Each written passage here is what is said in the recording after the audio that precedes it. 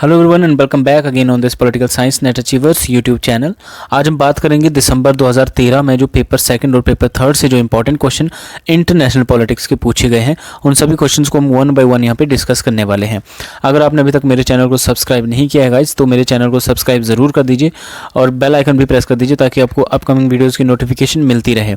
इस चैनल के माध्यम से हम जून 2022 के लिए नेट जेआरएफ एग्जाम की तैयारियाँ कर रहे हैं। साथ ही सारे लेक्चर्स आपके लिए और भी कॉम्पिटिटिव एग्जाम्स के लिए बहुत ज़रूरी, जैसे कॉलेज कैडर, ठीक है, कॉलेज कमीशन हो गया, आपका टीजीटी हो गया, पीजीटी हो गया, यूपीएससी, सारे कॉम्पिटिटिव एग्जाम्स के लिए जो पॉलिटिकल साइंस एक महत्वपूर्ण सब्जेक्ट है। ठीक है, तो अगर आप नए जुड़े हो तो प्लीज़ मेरे चैनल को सब्सक्राइब ज़रूर कर दीजिए। इससे पहले भी हमने जून 2012 के जो भी प्रीवियस क्वेश्चन थे इंटरनेशनल पॉलिटिक्स के, हमने सबको जो है सबकी डिस्कशन की हुई है। ठीक है, तो अगर आपने अभी तक वो वीडियोज़ नहीं देखे हैं तो डिस्क्रिप्शन में उनके लिंक दिए हैं, आप एक बार उनको भी देख लीजिए, क्योंकि आपके एग्जामिनेशन के पॉइंट ऑफ व्यू से वो बहुत ज़रूरी है सारे क्वेश्चन। तो चलिए आगे बढ़ते हैं। जो पहला क्वेश्चन है आसियान से रिलेटेड क्वेश्चन आया था, ठीक है, कि कौन से देश जो है ASEAN+3 में जो समाविष्ट किए गए हैं। ठीक है, ASEAN+3, ठीक है, कौन कौन से जो 3 देश है, देखिए इस तरह से क्वेश्चन पूछा गया था, तो वो ASEAN+3 है, China, Japan and south Korea. Means ASEAN countries, उनके ऊपर जो +3 कंट्रीज़ है, वो 3 कंट्रीज़ कौन कौन सी जोड़ी गई है, वो है China, Japan and south Korea. ये 3 इंपॉर्टेंट कंट्रीज़ हैं, ये आपको याद रखनी है। ठीक है, क्योंकि इस तरह से एग्जाम में ऑलरेडी पूछी भी गई और पूछा भी जाता है। ये कब क्रिएट किया गया था, आसियान के ऊपर +3 कब क्रिएट किया गया था, ये 1997 में क्रिएट किया गया था। ठीक है, association of south east Asian nation क्या है, ये आसियान की फुल फॉर्म है। ठीक है, आसियान क्या है, association of south east Asian nation, means south east Asia के जो नेशंस हैं उनका एक एसोसिएशन है। ठीक है, जिसमें लगभग 10 देश हैं। ठीक है, और +3 जो 1997 में जोड़े गए थे, +3 वो है China, Japan and south Korea. ठीक है, 10 देशों का संगठन है ये। ठीक है, जो आपस में आर्थिक विकास, समृद्धि को बढ़ावा देने और क्षेत्र में शांति और स्थिरता लाने के लिए भी कार्य करते हैं। ठीक है, तो ये इनका मुख्य कार्य है। इन 10 देशों का क्या करते हैं, ये आर्थिक विकास के लिए काम करते हैं, समृद्धि के लिए काम करते हैं और अपने अपने क्षेत्रों में जो है, या आप यूँ समझिए कि साउथ ईस्ट एशिया का जो जितना भी रीजन है, क्षेत्र है, वहाँ पे शांति और स्थिरता लाने के लिए ये कार्य करते हैं। ठीक है, तो आसियान को जो ओरिजिनली कब फॉर्मुलेट किया गया था, ये 8 अगस्त 1967। ठीक है, 8 अगस्त 1967 को जिसको इस्टेब्लिश किया गया था आसियान को। और आसियान का मुख्यालय कहाँ है, कई बार देखो इस तरह से भी क्वेश्चन पूछे जाते हैं कि आसियान का मुख्यालय वो कहाँ है, तो वो है जकार्ता। जकार्ता राजधानी है इंडोनेशिया की। ठीक है, और इसकी स्थापना कहाँ पे हुई थी, आसियान की स्थापना वैसे कहाँ हुई थी, ये बैंकॉक में हुई थी। और बैंकॉक किसकी राजधानी है, थाईलैंड की राजधानी है।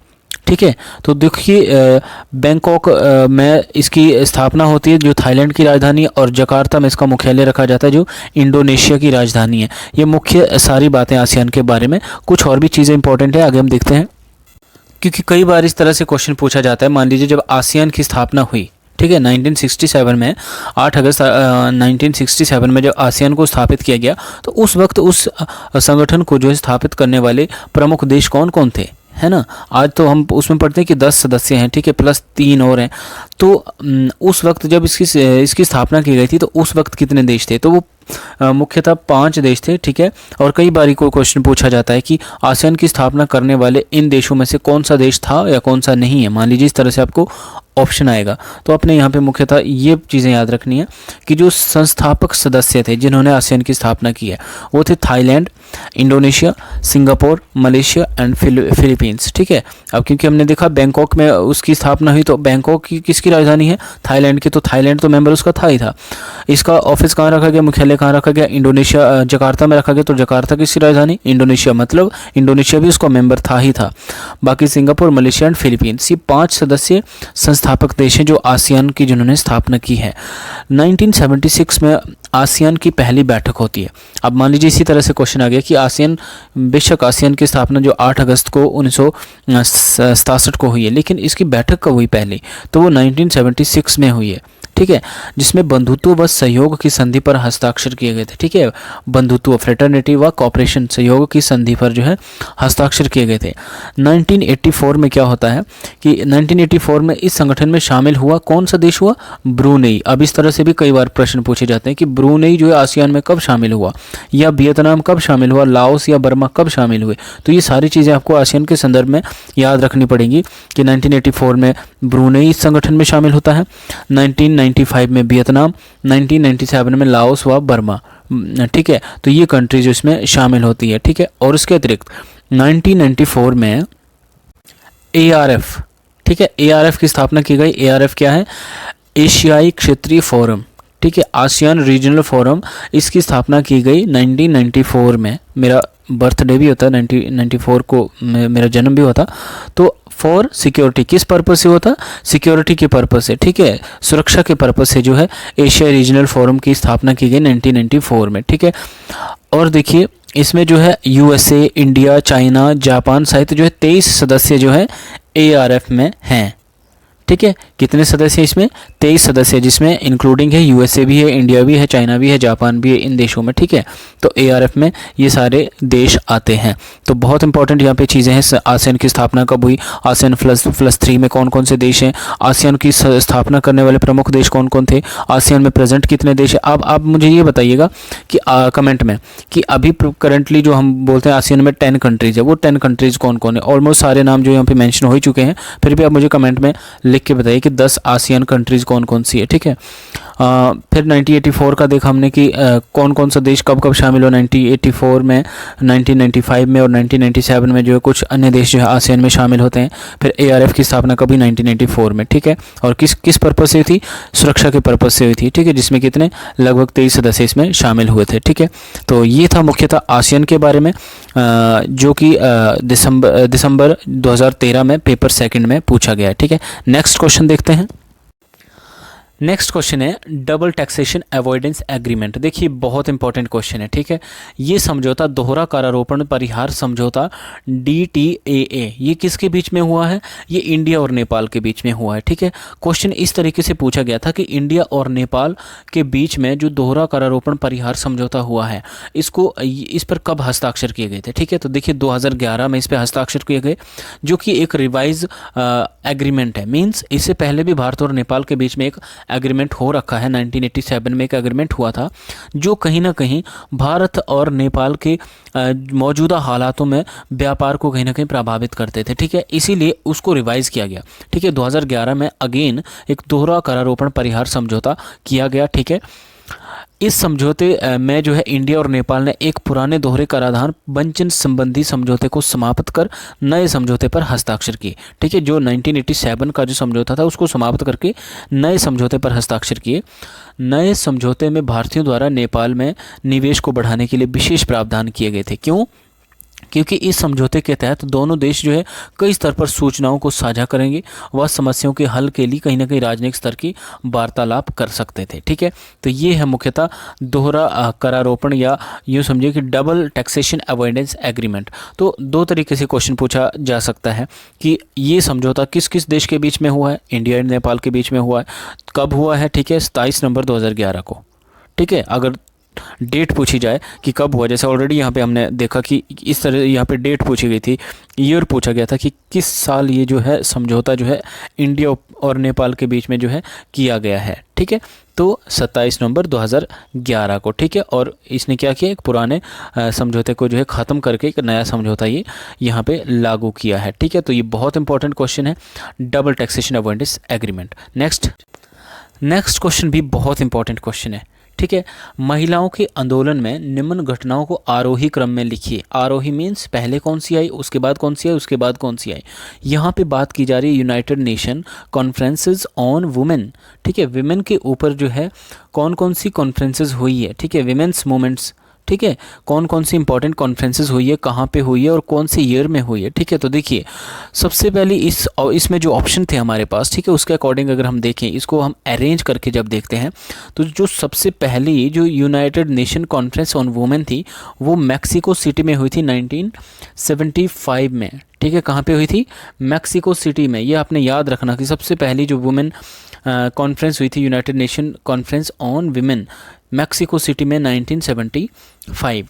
जो दूसरी थी वो कोपेनहेगन में हुई थी। ठीक है, कोपेनहाइम भी बोलते हैं इसको, कोपेनहाइम में 1980 में हुई थी। ठीक, उसके 5 साल बाद एक चीज़ यहाँ पे आप ये याद रखिए, देखिए 5-5 साल बाद हो रहा है, 5 साल, इसमें भी 5 साल का गैप है, इसमें 5 साल का, लेकिन आगे जो 10 साल का गैप है। मैक्सिको सिटी 1975, कोपेनहाइम में 1980 में हुई, बीजिंग चाइना की राजधानी। ठीक है, बीजिंग में जो है 1985 में जो है United nation conference on women हुई। ठीक है, और जो नैरोबी है, ठीक है, नैरोबी में कब हुई थी? ये 1995 में। तो ये क्वेश्चन आपके लिए बहुत ज़रूरी है, हो सकता है इस तरह से मैच करने के लिए आए, और हो सकता है कि सिर्फ एक पूछा जाए कि मैक्सिको सिटी में United nation conference on women कब हुई थी। ठीक है, या ये पूछा जा सकता है कि first United nation women conference कब हुई थी। ठीक है, तो इस मतलब कई तरह से आपसे क्वेश्चन पूछा जा सकता है। आप ये समझ लीजिए कि अगर यूनाइटेड वुमेन से रिलेटेड क्वेश्चन पूछा गया तो आपने हर एस्पेक्ट को जो है कहीं ना कहीं कवर करना है। ठीक है, चाहे वो उनके ऊपर कोई कॉन्फ्रेंसेस हुई है, चाहे कोई और मूवमेंट हुआ हो। ठीक है, नेक्स्ट क्वेश्चन वेरी इंपॉर्टेंट। निम्न संधियों को उनके काल क्रमानुसार आरोही क्रम में लिखिए। आरोही क्रम में हमने पहले कौन सी आई, उसके बाद कौन सी आई। ठीक है, उस हिसाब से हमने इसको जो है एक एक्सेंडिंग ऑर्डर में हमने इन संधियों को जो है लिखना था कि कौन सी ट्रीटी कब आई है। ठीक है, सबसे पहली और very very important, treaty of Westphalia. ये आपसे किसी न किसी तरीके से हर एग्ज़ाम में पूछी ही जाती है। ठीक है, क्योंकि वेस्टफेलिया ट्रीटी बहुत इंपॉर्टेंट है और बहुत अपने आप में एक बहुत महत्वपूर्ण एग्जिस्टेंस रखती है ये इतिहास में। ठीक है, जो ट्रीटी ऑफ वेस्टफेलिया ये 1648 में हुई थी। ठीक है, 1648 में हुई। उसके बाद ट्रीटीज़ ऑफ यूट्रेक्ट, ठीक है, ट्रीटीज़ ऑफ यूट्रेक्ट ये 1713 में हुई थी। ट्रीटी ऑफ पेरिस ये 1783 में हुई थी। ठीक है, 1783 में ट्रीटी ऑफ पेरिस हुई थी। And finally the charter of United nation कब अडॉप्ट किया गया, कब एक्सेप्ट किया गया? 1945 में। ठीक है, तो ये बहुत इंपॉर्टेंट है। अभी हम वन बाय वन इसको थोड़ा सा डिटेल में और देखेंगे। ठीक है, आपने इसको बस इसी तरीके से आपने नोट कर लेना है। ठीक है, कि पहले कौन सी है, उसके बाद कौन सी है, उसके बाद और उसके बाद कौन सा। ठीक है, थोड़ा सा हम इसको डिटेल में देखते हैं। तो सबसे पहले कौन सी है? ट्रीटी ऑफ वेस्टफेलिया जो 1648 की है। ठीक है, देखिए ट्रीटी ऑफ वेस्टफेलिया जो है एक श्रृंखला है। ठीक है, ट्रीटीज़ की एक श्रृंखला, जिसको कब साइन किया गया था? ये जो है साइंड ऑन मई और अक्टूबर के बीच 1648 में। ठीक है, 1648 में मई और अक्टूबर के बीच में इसको साइन किया गया ऑसनबर्ग और मंस्टर में। कहाँ पे किया गया था साइन? ऑसनबर्ग और मंस्टर में इस ट्रीटी को जो है साइन किया गया था मई और अक्टूबर 1648 के बीच। ठीक है, these treaties ended the 30-year war. ठीक है, जो वहाँ पे रोमन अम्पायर्स में 1618 से लेकर 1648 तक जो 30 साल का एक युद्ध रहा है। ठीक है, उस युद्ध को समाप्त किया गया इस ट्रीटी के द्वारा। दूसरी बात कि इसी ट्रीटीज़ के द्वारा जो है 80 years वॉर, ठीक है, एक 80 साल का युद्ध जो 1568 से चला था, जो 1648 में जब ये ट्रीटी आई, ठीक है, जब ये ट्रीटी साइन की गई तो वो युद्ध समाप्त किया गया, जो किसके बीच में था? स्पेन और डच के बीच में ये युद्ध चला हुआ था। ठीक है, जो 80 सालों से युद्ध चला हुआ था। ठीक है, उस युद्ध को समाप्त किया गया।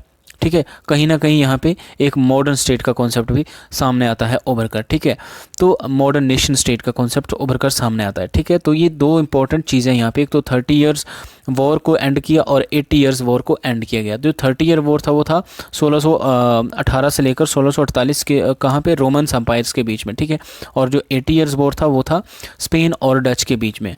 दूसरी बात क्या थी इसमें कि वेस्टफेलिया में रोमन कैथोलिक व प्रोटेस्टेंट के झगड़ों को भी शांति वार्ता से निपटाया गया था। ठीक है, इस ट्रीटी के द्वारा, मतलब पीसफुली जो वेस्टफेलिया में जो रोमन कैथोलिक व प्रोटेस्टेंट के बीच में जो झगड़े थे, ठीक है, उनको भी कहीं ना कहीं पीसफुली जो है रिजॉल्व किया गया था। ठीक है, तो ये था इंपॉर्टेंट वेस्टफेलिया की ट्रीटी 1648। ठीक है, नेक्स्ट हम देखते हैं। तो next and very important, treaties of Utrecht. Treaties of Utrecht हमने देखा 1713 से 1714 के बीच में जो है इसको साइन किया गया, ठीक है। कब? अप्रैल 1713 से सितंबर 1714 के बीच में ट्रीटीज ऑफ यूट्रेक्ट, एक ट्रीटीज की एक श्रृंखला, ये भी एक सीरीज है जो किसके बीच में थी? फ्रांस व अन्य यूरोपियन कंट्रीज़ के बीच में इस श्रृंखला पर जो है साइन किया गया है, ठीक है, 1713 से 1714 के बीच में। इसके अलावा जुलाई 1713 से जून 1714 तक स्पेन के संघर्ष पर भी समझौते किए गए हैं, ठीक है। तो ये इंपॉर्टेंट चीज़ें आपने याद रखनी है। नेक्स्ट है ट्रीटीज़ ऑफ पेरिस, ठीक है, ट्रीटी ऑफ पेरिस, ये बहुत इंपॉर्टेंट है। ये अमेरिका के लिहाज से बहुत इंपॉर्टेंट ट्रीटी है। क्यों? क्योंकि इस ट्रीटी के द्वारा ही कहीं ना कहीं अमेरिका भी इंडिपेंडेंट हुआ है, जिसमें फ्रांस ने बहुत इंपॉर्टेंट रोल प्ले किया है, ठीक है। तो देखिए 3 सितंबर 1783 को क्या होता है? Between the representative of the great Britain and USA, ठीक है, वहाँ के रिप्रेजेंटेटिव्स के बीच में जो है एक ट्रीटी होती है, ठीक है। और उस ट्रीटी के द्वारा जो है एक कन्फ्लिक्ट जो 2 देशों के बीच में था, ठीक है, ग्रेट ब्रिटेन और यूएसए के बीच में, उस कन्फ्लिक्ट को जो है कहीं ना कहीं ख़त्म किया गया था, ठीक है। तो देखिए ग्रेट ब्रिटेन से कौन से? King George III of great Britain, ठीक है, एंड रिप्रेजेंटेटिव्स ऑफ यूएसए, कुछ यूएसए के रिप्रेजेंटेटिव्स हो गए, और ग्रेट ब्रिटेन से किंग जॉर्ज III, इनके बीच में जो है 3 सितंबर 1783 में ये ट्रीटी जो है साइन की गई थी, ठीक है, जिसने क्या एंड किया? कॉन्फ्लिक्ट बिटवीन 2 कंट्रीज़, इन दोनों देशों में यूएसए और ग्रेट ब्रिटेन के बीच में जो कॉन्फ्लिक्ट था उसको जो है ख़त्म किया गया था इस ट्रीटी के द्वारा, और यूएसए जो फाइनली इंडिपेंडेंट हो गया था, ठीक है। नाउ नेक्स्ट हम देखते हैं, इसी कड़ी में नेक्स्ट क्या पूछा गया था? यूएन चार्टर के बारे में, राइट। तो जो UN charter of United nation है, ठीक है, ये कब अडॉप्ट किया गया था? 1945 में, ठीक है। सैन फ्रांसिस्को में 26 जून 1945 को साइन किया गया था। वेरी इंपॉर्टेंट डेट कि कहाँ पे किया गया था? सैन फ्रांसिस्को में। कब किया गया था? 26 जून 1945 को साइन किया गया था यूएन चार्टर, ठीक है। ओरिजिनली जो यूनाइटेड नेशन के उस टाइम मेंबर थे वो थे 51, ठीक है। और यूनाइटेड नेशन का जब ये चार्टर जो है एक्सेप्ट किया गया तो उस पर 50 सदस्य देशों ने जो है साइन किया था, जो कितने थे टोटल? 51, मतलब एक ने नहीं किए थे। अब वो एक कौन सा था? वो था पोलैंड, और उसने कब साइन किया था? उसने इसके 2 महीने बाद जो है हस्ताक्षर किए थे इस चार्टर पे, ठीक है, यूएन चार्टर पे जो है पोलैंड ने। हो सकता है इस तरह से भी कई बार क्वेश्चन आए कि पोलैंड ने कब साइन किया, या ये बताइए कि 50 में से 51 में से 50 ने तो साइन किया था, कौन सा था वो 51 है जिसने साइन नहीं किया था at the time of its acceptance, ठीक है, जब इसको स्वीकृत किया गया, जब इसको साइन किया गया, तो किस देश ने जो इसको साइन नहीं किया था उस वक्त?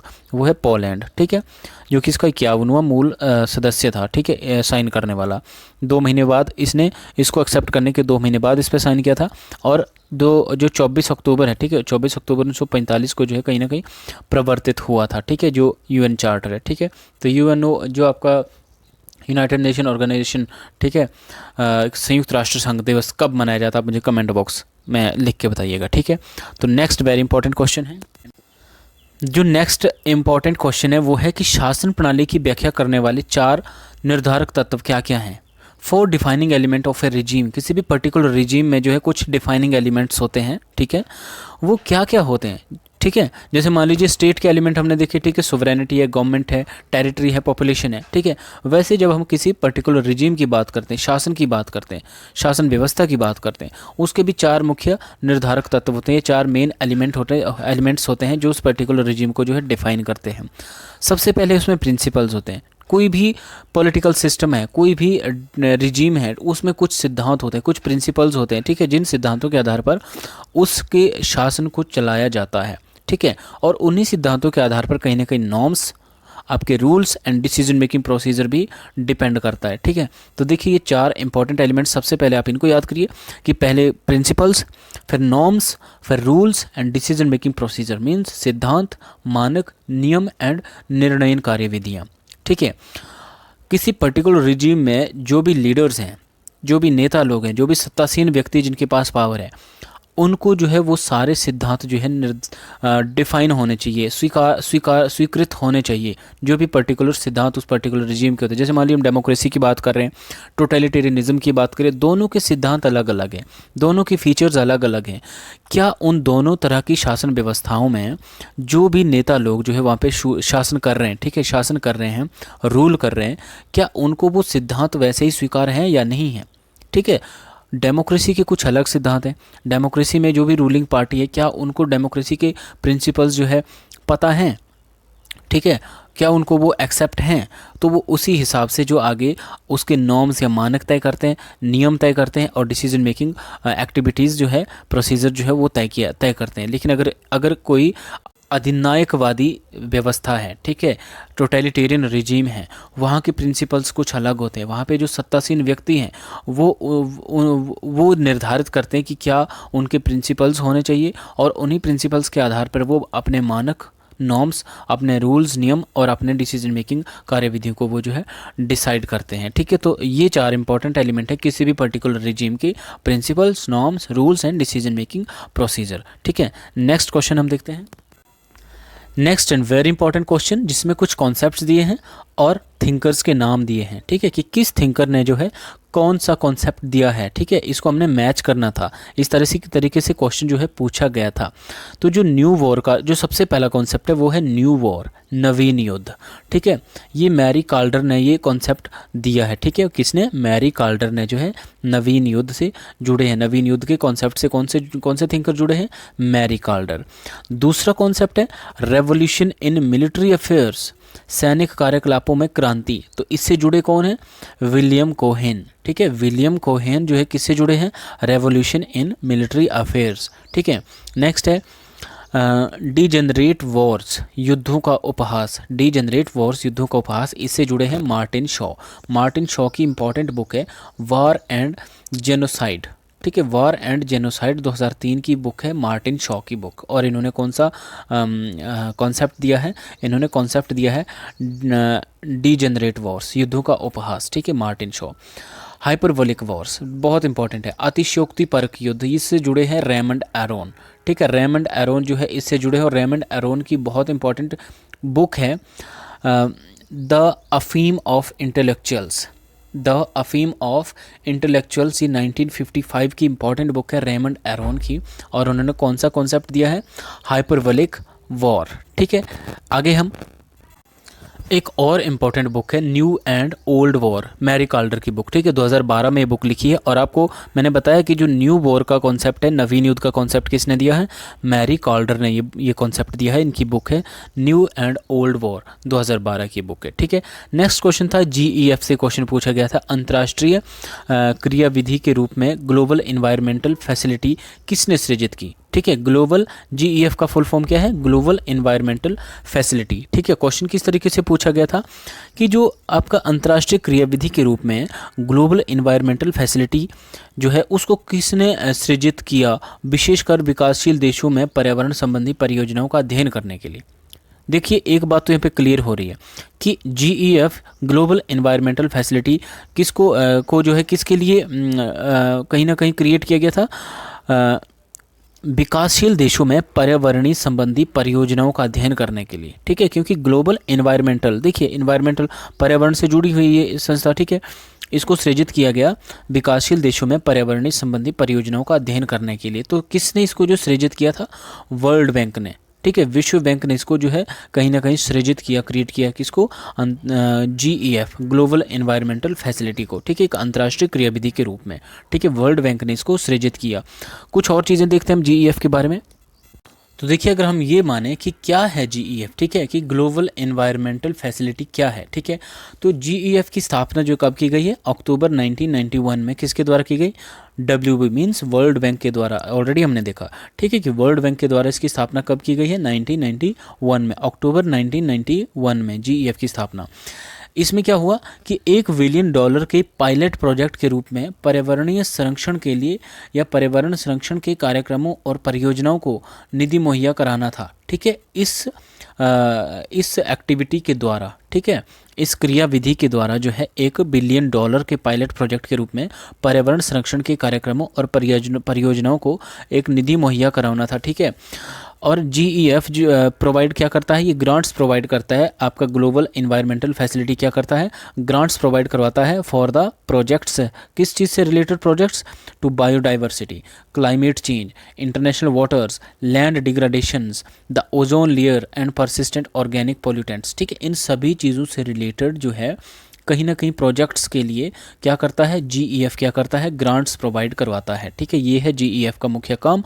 और ज़्यादातर आप बस ये याद रखिए कि जीईएफ किससे रिलेटेड है, ये पर्यावरणीय संरक्षण या पर्यावरण संबंधी परियोजनाओं या कार्यक्रमों से संबंधित है, जिसको अक्टूबर 1991 में वर्ल्ड बैंक के द्वारा जो है सृजित या स्थापित किया गया है। ठीक है, नेक्स्ट इंपॉर्टेंट क्वेश्चन है। नेक्स्ट क्वेश्चन जो है असर्शन और रीज़न से पूछा गया है, और ऐसे बहुत सारे क्वेश्चन जो पूछे जाते हैं, ठीक है, असर्शन और रीज़न के, जिसमें आपको एक अभिकथन दिया जाता है और बाद में उसका कारण बताया जाता है, जिसमें आपको ये बताना होता है कि क्या जो आपका कारण है, क्या वो अभिकथन को सही तरीके से इंटरप्रेट कर रहा है या नहीं कर रहा है, क्या वो दोनों सही हैं या क्या वो दोनों गलत है, या क्या दोनों सही और एक दूसरे की सही इंटरप्रिटेशन करते हैं या नहीं। ठीक है, इस तरीके से आपको जो है आंसर चूज़ करना होता है। ठीक है, तो देखिए असर्शन क्या थी कि उत्तर सोवियत काल मीन्स जब सोवियत यूनियन का डिसइंटीग्रेशन हुआ, उसके बाद जो रशिया आया, ठीक है, उस काल में आणविक शास्त्र राज्यों में संभावित रूप से सैनिकों द्वारा चलित या कमज़ोर नागरिक सरकारें हो सकती हैं। ठीक है, रीज़न क्या है, उनके पास नागरिक नियंत्रण का जो सकारात्मक निरोधी क्रियाविधियों का अभाव होगा। ठीक है, तो क्या ये दोनों स्टेटमेंट सही हैं?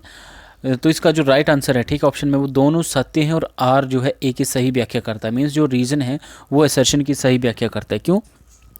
क्योंकि सोवियत संघ में मूलतः अगर हम देखें तो सैन्य बलों का प्रभुत्व था। ठीक है, सत्ता और शक्ति के ज़्यादातर जो उपकरण थे वो कहीं ना कहीं सैन्य अधिकारियों के हाथों में थे। ठीक है, ऐसे में उत्तर सोवियत काल की सैन्य प्रभुत्व की सरकारें या उन सरकारों के पास जो आणविक हथियारों का होना पूरी दुनिया के लिए कहीं ना कहीं एक चिंता का विषय था।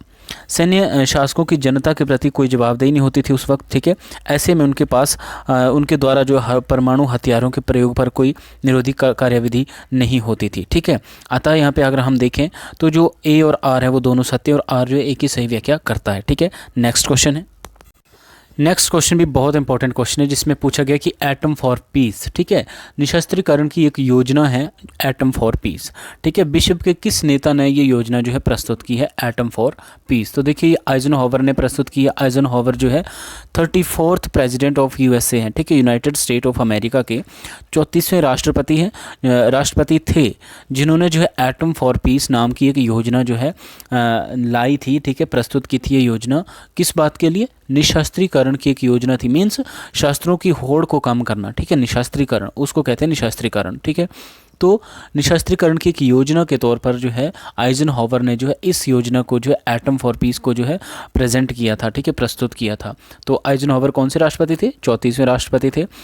8 दिसंबर 1953 को यूनाइटेड नेशन में भाषण देते हुए शीत युद्ध से पहले दहशत से जूझते हुए अमेरिका वासियों को परमाणु युद्ध की चिंताओं से मुक्त करने के लिए एटम फॉर पीस का अभियान शुरू किया, जिसमें दुनिया भर में असैन्य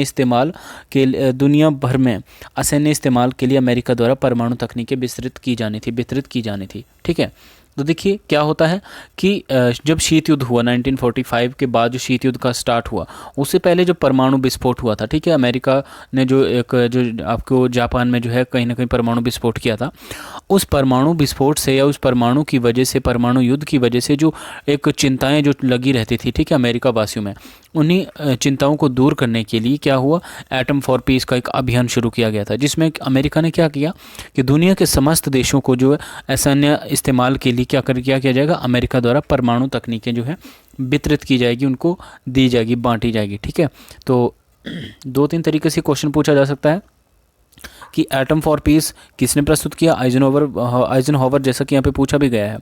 कौन से प्रेसिडेंट थे वो? 34th, ठीक है, 34th प्रेसिडेंट ऑफ यूएसए थे। और कब इन्होंने कौन से भाषण में इन्होंने कहा था या ये योजना प्रस्तुत की है?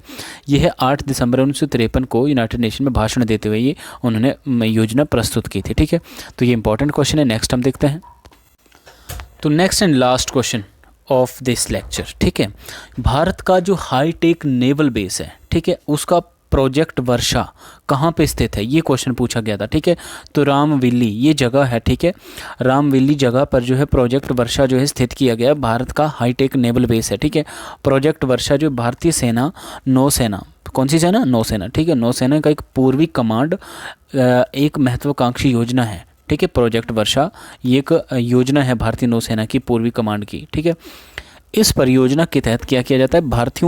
भारतीय नौसेना पूर्वी कमांड के मुख्यालय विशाखापट्टनम के निकट रामविली में बेस बनाया जाएगा। ठीक है, कहाँ बेस बनाया जाएगा? रामविली में बेस बनाया जाएगा, जो कि कहाँ पे स्थित है?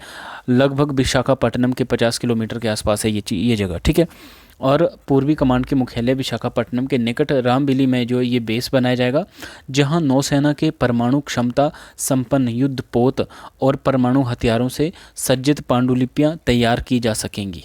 ठीक है, चीन की गतिविधियों का सामना करने के लिए उठाया गया कदम है ये। ठीक है, मतलब जो एक जो दक्षिण महासागर में जो कहीं ना कहीं एक चीन के द्वारा, ठीक है, चीन के द्वारा जो भी एक्टिविटीज़ की जा रही हैं उनको कंट्रोल करने के लिए या चीन की इन गतिविधियों का सामना करने के लिए जो है इस तरह की कार्यवाही या इस तरह की एक्टिविटीज़ की जा रही है। ठीक है, यहाँ पे भारतीय नौसेना के द्वारा। ठीक है, तो ये सारे इंपॉर्टेंट क्वेश्चन है, सारे बहुत इंपॉर्टेंट क्वेश्चन है प्रीवियसली ये जो पूछे गए थे, और कहीं ना कहीं बहुत सारे क्वेश्चन रिपीट भी हुए हैं।